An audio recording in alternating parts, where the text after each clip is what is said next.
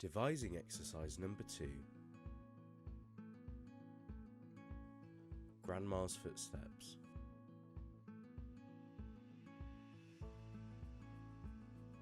There's lots and lots of different ways of playing Grandma's Footsteps. Our performative versions of Grandma's Footsteps start with the classic childhood game, where you have one person standing at the end of the room facing away from the majority of the group, who are all based at the other end of the room. Now their aim, their mission is get to the end of the room where Grandma is and tap her on the shoulder without her ever seeing them move. But what Grandma is going to continuously do is turn around and try and catch them out. She's going to try and see them moving. If she sees anybody moving, she will send them back to the beginning.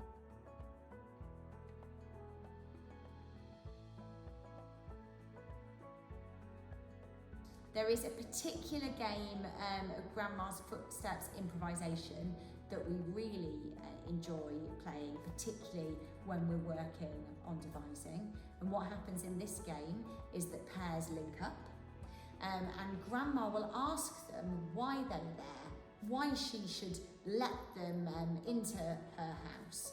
And as a pair, one person's A, the other person is B, they can go back and forward between themselves. So person A might say, so Grandma might say, why do you want to come to my house? Well, Grandma, we really need to visit you for the weekend. We just know how lonely you get, and we thought we'd come and keep you company. We've bought loads of snacks and films that you like. And then Grandma will decide whether or not she's going to let this pair continue forth on their journey towards tapping her on the shoulder, or whether she's going to send them back to the beginning. And it can be quite arbitrary. It's totally up to Grandma whether she thinks their excuse or their reason or their idea is most interesting to her. Go.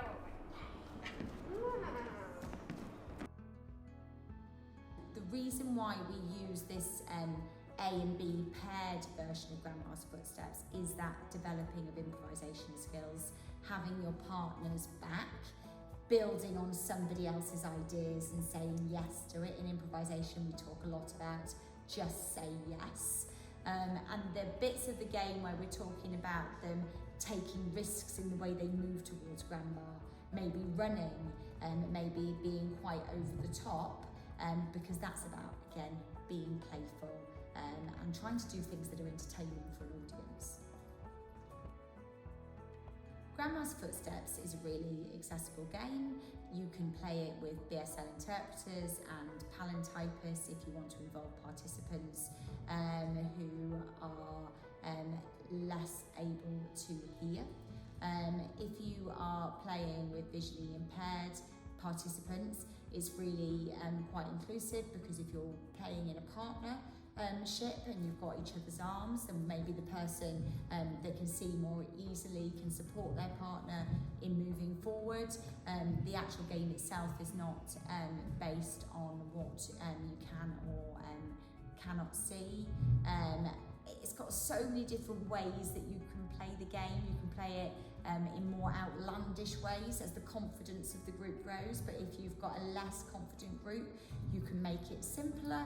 So yeah, I totally believe that this game can be made to be inclusive, as all games can for the group.